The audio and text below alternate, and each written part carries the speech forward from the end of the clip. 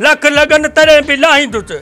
तो सोने के उठाईंदुसि छो अस्सलाम वालेकुम वालेकुम सलाम चंगो हाल आहे दा ॿियो केरु आहे यार ॿुधो जो छोरे जी तबियत ख़राब आहे हाँ यार तबियत ख़राब अथसि कहिड़ी बीमारी आहे बीमारी अड़ी वॾी वॾी कोन्हे माना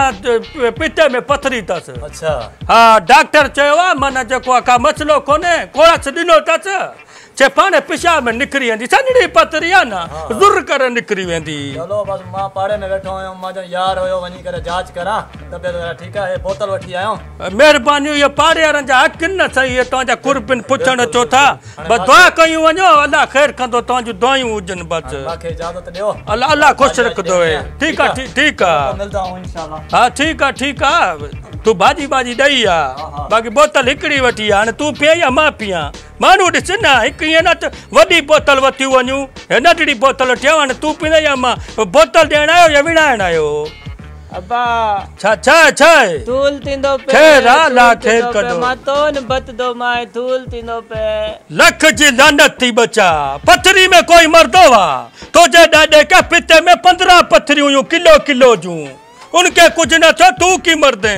पथरी में कुछ न थींदो अल्लाह खैर कंदो थूल तींदो अल्लाह खैर कंदो सूर थोड़ो घणो थींदो ना ज़ाहिरा खैर अस्सलाम वालेकुम पोपट खान छाला वालेकुम सलाम सजाद मखनी खुश आ बियो खैर यो बटरे ॾींहं थिया ता दुकान ते न आयो हमरा ॿुधायो त चे पोपट जो पुत्र बीमार थी पियो देख खबर पुत्र के आए छा बियो खैर अहिड़ो को वॾी बीमारी कोन्हे न पिते में पथरी अथसि खैर बच्चा खैर पिते में पथरी खैर कुछ कोन्हे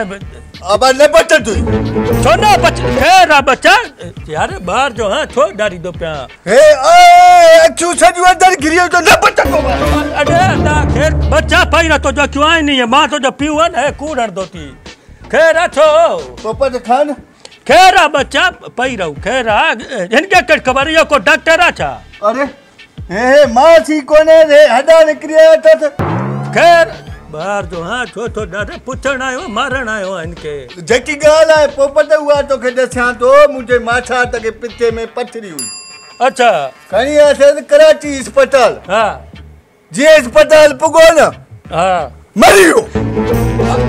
उजायाते कुटल होती पहिरा बच्चा उजायाते कुटल होती पिताजी पथरी में खैर मरदो अच्छा सोम खैर न बचंदो मां छो न बचंदो खैर डॉक्टर चवा तो जो पुट टाट थी वेंदो हे डॉक्टर थोड़ी आ हिते पथरी दी न हां पिते में तस न बचंदो मां यार छो भला को बच्चा ना खैर कंदो वो बच्चा खैर चयो था आखिर चयो था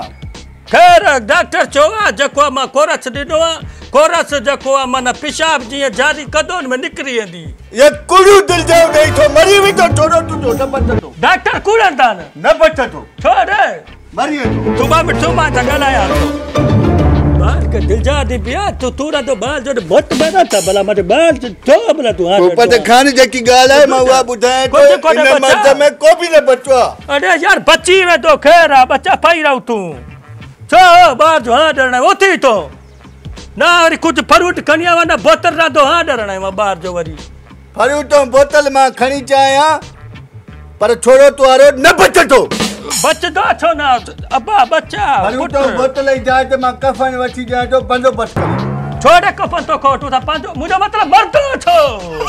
बीमारी है ना कुछ न थींदो बच्चा पाई रहो का गाल कोने खैर